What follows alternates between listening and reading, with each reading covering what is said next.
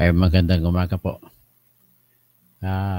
Ang bago sa atin ngayon, may ipipresenta po ako sa inyo na ebidensya, litrato po, na magpapatunay na si Marine Sergeant Orly Regala Goteza na siyang nagsiwalat na siya ay nag-duty kay Saldico bilang security consultant ng Ako Bicol Party List or Ako Bukol Party List. Sa panahon na yon, na siya ay isa sa mga tumatanggap ng mga pera na dinadala 3 beses isang linggo sa bahay ni Saldico sa number 28, Ladybug Corner, Dragonfly Street, Valle Verde 6. Papunta sa isa pang bahay ni Saldico sa penthouse o 56th floor ng Shangri-La Hotel diyan sa Bonifacio Global. At mula dun sa Bonifacio Global ay yung ibang maleta ng pera iiwan doon sa Shangri-La, sa penthouse ni Saldico, at ang mas maraming parte ng maleta ay dadalhin sa bahay ni Romualdez. At ang 3 bahay ni Romualdez ay pinagdadalhan yan. Noong una, doon sa bahay niya sa may 42 McKinley Street, Forbes Park, Makati. Ang bahay niya ay nakatayo mismo sa gilid ng kalsada. Kung dadaan ka sa McKinley Road, galing sa Ayala Boulevard, Ayala Avenue na Makati, papunta ka sa Port Bonifacio. Sa kaliwang banda siya pag pumunta ka doon sa Port Bonifacio noong araw. Kasi ngayon hindi mo na makilala yung Fort Bonifacio noong araw. Kasi kung medyo kasing edad mo ako, kabisado mong mukha ng Fort Bonifacio noong araw na wala pa yung mga ano dyan, mga Mega World. So ngayon, yung unang bahay ni Martin Romualdez pinagdalhan ay yung 42 McKinley Street. Tandaan nyo, 42 McKinley Street. Hanapin nyo sa Google Earth. Makikita nyo ang laki ng bahay. So anyway, pagkatapos dyan, yung bandang huli, dinala na naman dun sa number 90, Nara Street, sa looban niya ng Forbes Park. Yung 90 Nara Street na bahay, ay bahay po yan ni Michael Yang na tinuturo nila na drug lord na kaibigan ni dating Presidenteng Duterte. Pinagtataka ko kung sila ay kinukondina ng grupo ni Martin Romualdez na si Duterte ay drug lord at saka matinding ginawa sa mga tokhang. At bakit, ang tanong ko lang naman, bakit si Romualdez ang bumili ng bahay ni Michael Yang? Bakit?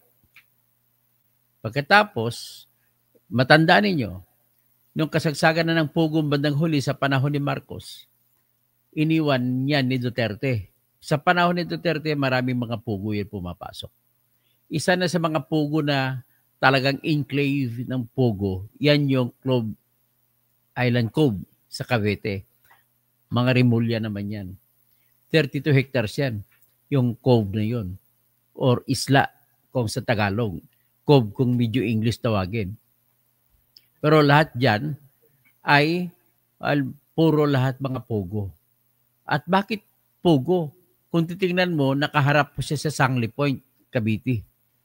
Ibig sabihin, pwede bang sabihin na yung pugo ay ginagawa ng mga agent ng China para maniktik sa ating sa Sangli Point? Nandiyan, naglalanding din kuminsan mga American jet planes. So, ngayon, magtataka ka sa Clark Air Base, may mga Amerikano doon. Bakit may pugo naman doon? Kasi may bangbang. Ang bangbang sa isang lugar na nakaharap din sa Clark. Although hindi siya sakop ng Clark. Although sakop siya ng Tarlac. Tapos sa kabila naman, dito sa Purak. Ang Purak naman, malapit-lapit din sa Clark Air Base. So, ibig sabihin, parang ginagawa ng China itong mga pugo na kanilang mga spy agents. So, kinikwento ko lang ito kasi dinidespise ng grupo ni Bongbong, lalo ni si Romualdez, yung si Duterte dahil sa Pogo. Pero may sarili pala silang Pogo. Gusto na tanggalin yung Pogo na yon na tumubo sa panahon ni Duterte para agawin nila. Pero sa ngayon, ang mga Pogo na yun, ginawa na nila na, anong tawag doon, Nimi? Tawag doon ay Pigo. Kay Pogo, ang tawag niya Philippine Overseas. Ang Pigo, Philippine Internal. Pareho lang style. Ang ginagamit nila ngayon ng gaming, online gaming, yan yung Pogo nung araw. Yung online gaming ngayon. Ngayon, ang mas sikat na ngayon, mayroon pang anong Pigo nga, may mga tong-its pa. May Lucky Nine, may Baccarat, o ano. Basta marami ng mga Filipino games. May bingo na nga eh. Yun ang Pigo ngayon. Ibig sabihin yung technology na gano'n, nagkakapitalize kasi yung ganong klaseng negosyo, kinakapitalize nila, or the better term yet is taking advantage of the vulnerabilities of the people. Kasi ang mga tao po ay lagi po silang, madali po silang, ano ba, sino ba yung tawag? Hindi kasi nag-ring eh. Ay, sandali lang. May istorbo lang eh. Wala, hindi naman, wala dito, hindi makikita. Yan ang problema kapag marami kang ginagamit sa device. Sandali lang, naputol tuloy ang flow of thought ko.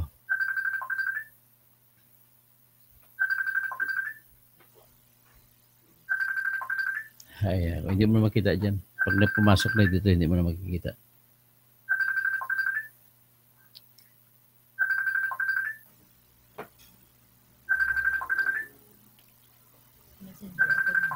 Hindi, may bumabagal eh. Ay, kapatid ko tumawag. Huwag ka pong tumawag. Live ako. Naistorbo mo.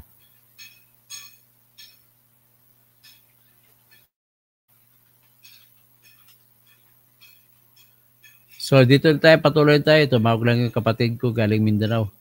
So, anyway, ang puntos lang dito, ilutos sila ni Romualdez, lahat ng mga basura ni Duterte, kinuha na nila. Ganun lang ako kasimple. Sila ni Remulla. So, magkasama silang sindikato ng grupo. So, ngayon, ito na ngayon. Nung sila na ngayon namumuno, natandaan niyo, pinagiba nila si Alice Go. Kasi nagbibigay pa yon sa mga grupo ni Duterte. Gusto nila sila kukuha. Ang nangyari, talagang napasubo rin sila at nagsigaw na si Bongbong na Pogo is banned. Ano pang pagkasabi niya? Pogo is gone. Kaya nawala si Cassandra Leong, si Alice Go, yung Purak at saka nawala, yung pati yung sa Island Club, binigyan ng deadline. Pero ang tactic nila doon, ang original intention ni Romualdez, kukunin nila lahat ng Pogo. Sa kanila sila na naman magano. Ginawa nila ngayon, actually ginawa nila dati ng parang gusto na palabasin ng mga outsourcing business. Gusto palabasin nila na dito lang naglalaro, tapos doon ang tayaan sa labas. Pero napilitan din sila ngayon, sa ngayon online gaming na pinapalabas nila. Di ba nagiging endorser pa nga si Vice Ganda dyan? Dami naging endorser dyan at daming mga vlogger naging endorser na tanggalan ng meta, ng access dahil sa ganun, sa sugal-sugal. Ito na ngayon. Flood control ang pinalit nila sa sindikato nila. So ngayon mahuli na sila, ito na ngayon nagkahulihan na. Ang utak po niyan ay tatlong utak niyan. Pero sabi ni Saldico, hindi daw sa mastermind yan. Ang mastermind ay si Romualdez at saka si BBM. Pero siyempre, yun yung architect nila. Kumbaga, yan yung genius nila. Yun ang tagagawa nila ng diskarte. Kaya, ang lahat ng mga pondo para sa CHED na 30 billion, tinanggal. Ang pondo para sa 12 billion na laptop ng Department of Education, tinanggal. Tapos ang pondo sa senior citizen na 5 billion para sana sa pension ng mga senior citizens. Kasama na sana ako diyan kasi senior citizen ako. Tinanggal. Ang daming tinanggal. Tapos saan kinuha? Kasi ang tinanggal nila na pangpunduhan, ang pera na nakaukol doon ay gagamitin nila, nilagay nila lahat ang pundo sa flood control projects na 421 billion pesos at saka yung iba nilagay sa AKAP at ayuda na AX kasi gagamitin nila sa mga eleksyon. Salamat naman hindi sila lahat nananaig. Kasi pagdating naman sa eleksyon, hindi nakuha ng alyansa ang buong boto para sa linya ng senador. Bagkus, mas nanaig ang grupong Duterte sa pagdating sa mga senador at dinagdag lang itong dalawa, si Bam Aquino at si Kiko. Yan po ang nangyari. So ngayon, ito na ngayon. Nagkahulihan na ngayon kasi unang-una kapag peke ang iyong flood control project, tutuklapin yan ng baha. O ngayon, ang malas nila, nakialam na yung Panginoon kung sabi pa ng mga Muslim, Allah the merciful, Allah the great, Allahu Akbar. Kaya nung dumating si Allah o Diyos, nagpadala ng 3 bagyo. Bagyong Krising, bagyong Dante, at bagyong Imong. Sunod-sunod ang baha, tuklap ang lahat ng flood control projects. Patay. Yun, mga substandard. Ang kabilya, kung akong engineer magde-design dyan, dapat ang kapal niyan ay 1-inch thick. Ang tawag niyan, 25 mm na bakal. Kung ako magdidisenyo niyan. Isa kanila ang dinidisenyo 9 mm. Kasing kapal ng munggol na lapis ang kabilya nila. Ang layo, ilang munggol bang 1 inch? So mga halos 3 munggol. So ganun ang nangyari ngayon. Tapos nakabistuhan na hanggat sa dumating ang araw na tumistigo ang isang matalinhagang tao, isang nagngangalang Orly Regala Guteza na isang tubong Sariaya, Quezon Province. Isang marine. At pinagmamayabang ng lahat ng mga marine na kilalang marine, lalo na si Medal of Valor awardee na si Colonel Kerubin.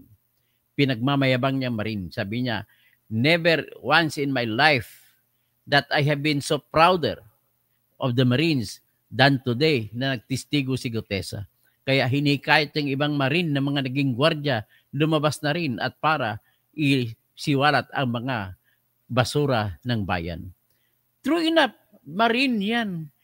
Ang investment ng bansa sa pamag-train sa bawat isang marine, 2 million pesos po ang gastos ng pamahalaan para matrain lang sila. Tapos gagawitin mo ng basurero. Klase. Bakit basurero? Tawag ni Sergeant Gutesa sa pera na nakalagay na 48 million sa isang maleta, basura. So ginawa niyo basurero yung mga marine at saka mga staff sa PNP.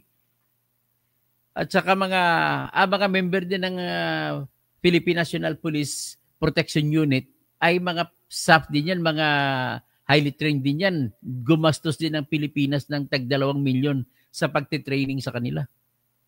Ganun po pag elite forces, kasi equivalent po ng mga elite forces, mga scout ranger. Pag tinrain mo, sa bawat isang scout ranger, papatayan ng 70 bago mo sila mapatay isa. Ganun po ang training ng mga yan.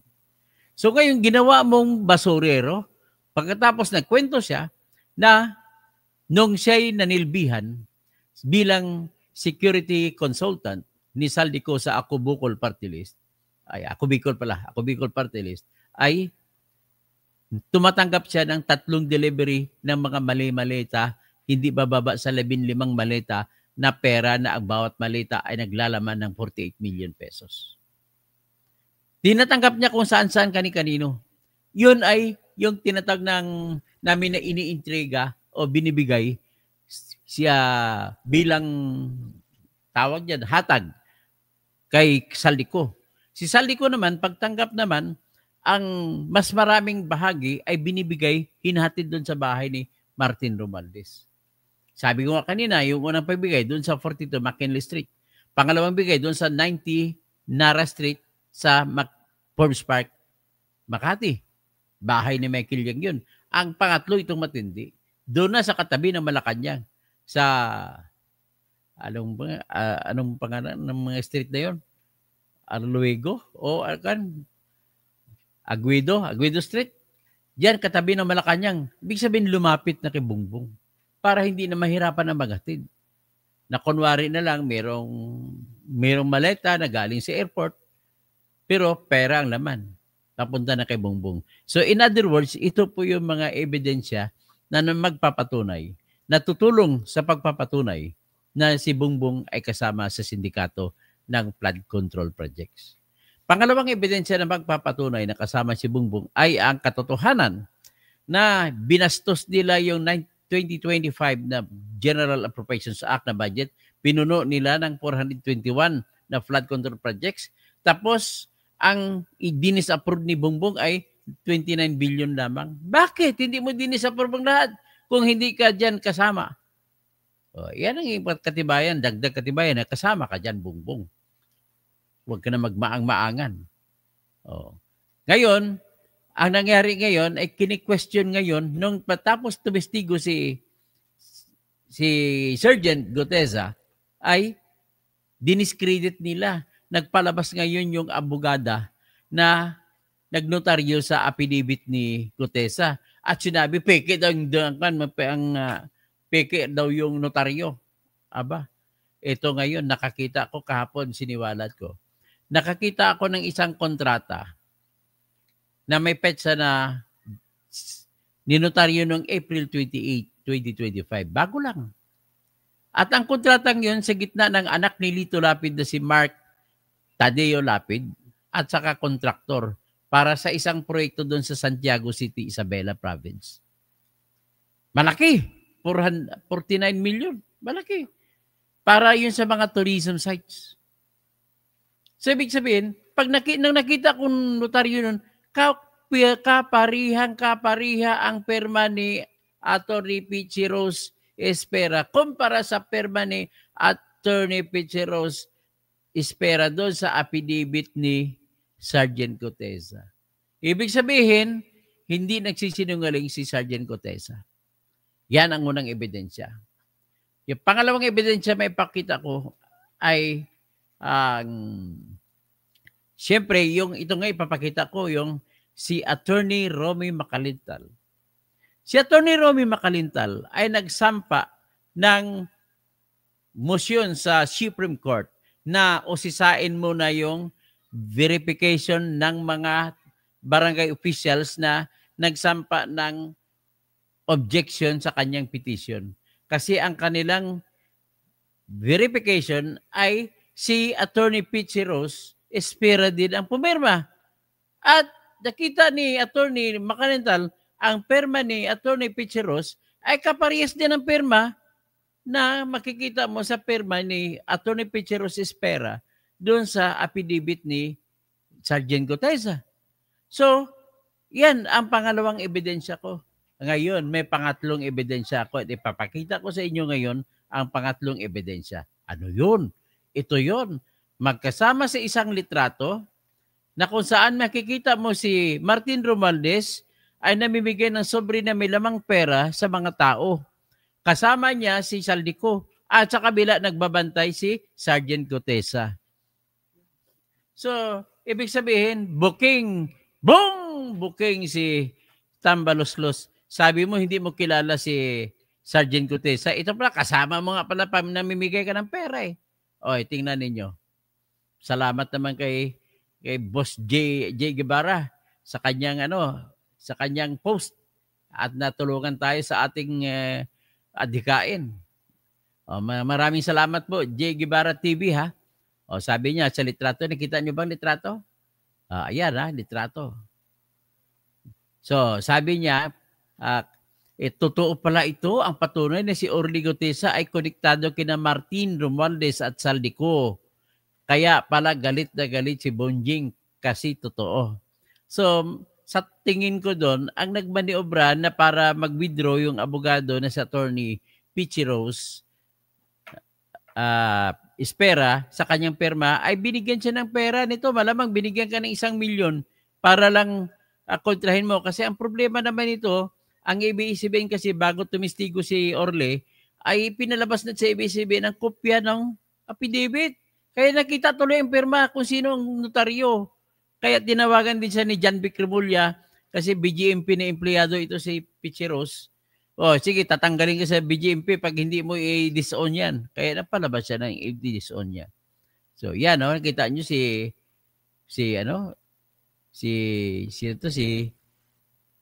Tabatsoy, tawag ni Amy Marcos sa kanya, pinsan niya si Bunjing. Oh, yan. Si Bunjing namimigay ng pera. Kasama sa kaliwa, dulo sa kaliwa sa likod, yan si Orly Gutesa. Tapos sa gitna, yung nakaitim, yan si Congressman Romualdez. Ang sa dulo na nakaputi ay si Saldico. Talaga pala silang sindikato, no? Alam mo may sindikato?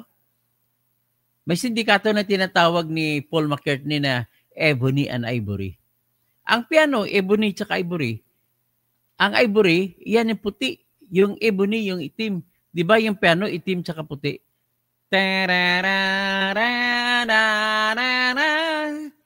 Ebony and Ivory live together in perfect harmony.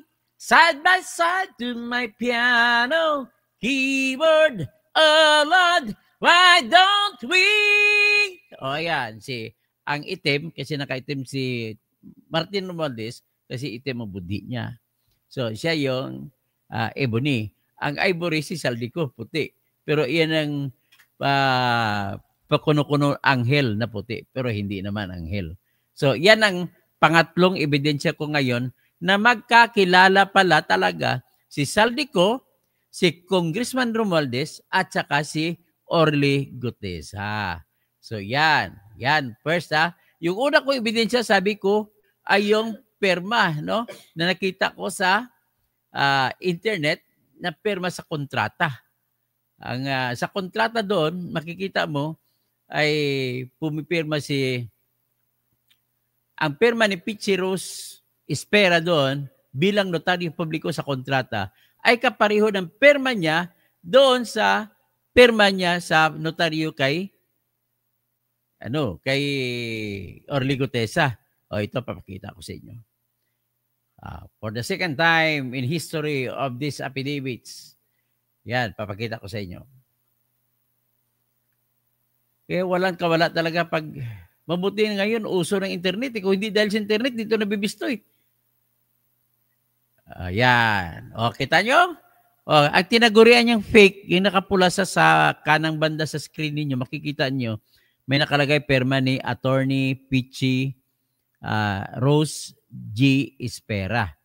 Siya ay may rangkong kapitan o major sa BGMP. O, yan, makita mo perma. Tandaan yung perma niya. O, dito naman sa kaliwa, sa may bilog na dilaw. Tandaan nyo, o, kapareho perma niya. Yan din ang perma. Pangalan si Atty. Pichi Rose G. Espera. Ngayon, kailan ito na notaryado? Yung kontrata, April 28, 2025. Yung isa naman, kay Gutesa, September 24, 2025.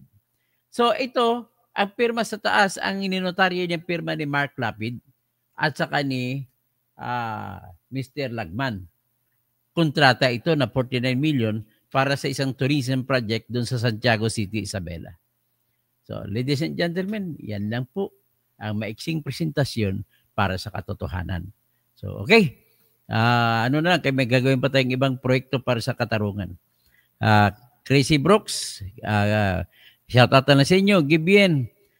Tapos Perfect Harmony. Kinanta ng kanta ni Stevie Wonder. Crazy Brooks, Mary Jane, kung kumikilos lang kaagad ang Supreme Court na actionan ang reklamo nila kung ungab, hindi sana lumala ng ganyan. Wala eh. Hindi kasi hindi ko lang, ayoko na magsalita. Gibien, Aguado Street sa Malacanang. Salamat po. Si Reggie Regal Felipe, Dr. Toto, makakauwi na ba si Tatay Digong? Malamang makauwi na yon kasi wala na, ulyanin na eh. Wala pong, hindi mo pwede sintensya ng ulyanin. Ganun lang kasimple. Kasi nga, hindi mo na masunod ang utos ng konstitusyon kahit sa utos sa ibang bansa na kailangan bago mo sintensya ng akusado kailangan bigyan mo muna na due process. At kasama sa due process yung informahan siya kung anong kasalanan niya. Paano maintindihan ang kasalanan niya kung siya ulyanin? So, ibig sabihin, hindi mo na pwede masintensyahan ang mga taong buang. Halimbawa, pumatay siya, hindi pa siya buang. Tapos, nung nahuli siya, buang na siya. Ang tanong, pwede pa ba siya sintensyahan? Yan, bar question number 1 yan. Kung matalino kayong abogado, kaya nyo sagutin yan. Pero kung di abogado, di libro lang kayo, abogado di lamisa, ay manigas kayo, hindi nyo kayang sagutin yan. Hindi ko rin muna ibibigay sagot. Maliban na kung magbigay kay Gcash na 1,000 dyan. Thomas Esplana, gandang hapon. Dr. Toto, totoo ba na may picture si Natamba? Ito na nga, pinakita ko na, no? Ibig sabihin, hindi pa pala nakita kanina. Denby Ilacion, tama po, sir. Pastor Roddy Rabi, dapat humarap sa investigasyon si Tamba at Saldi ko para malaman ng bayan ang tungkol sa ghost. Ang problema, paano makita ang ghost? Naalala ko tuloy yung pelikula ni Demi Moore, nung bata pa si Demi Moore. Saka si Douglas ba yun? Yun ang theme song eh. Oh, my love, my darling, I've hungered for your touch. Hindi ko na alam lyrics eh. Tapos si Regal Felipe, si Box Adam, okay, good afternoon. Si Faye Abakahin Acuña, how are you there in Tagum City? Tapos Dina Kapanti, balak at tapusin na ni Coratong yung hearing ng Blue Ribbon. Yun na lang paraan nila patapusin agad. Wala, napasubo na si si Coratong Ping eh. Andrea Guico, taga Purak pa ako. Andrea, mayap gat padapon sa mga kabalin ko. At least wala na si Kapil dyan, ang magnanakaw na Kapil. Pero may natitira pa, marami pang magnanakaw ng Kapampangan. Ayan pa, may kini pa si Lito Lapid, si Mark Lapid.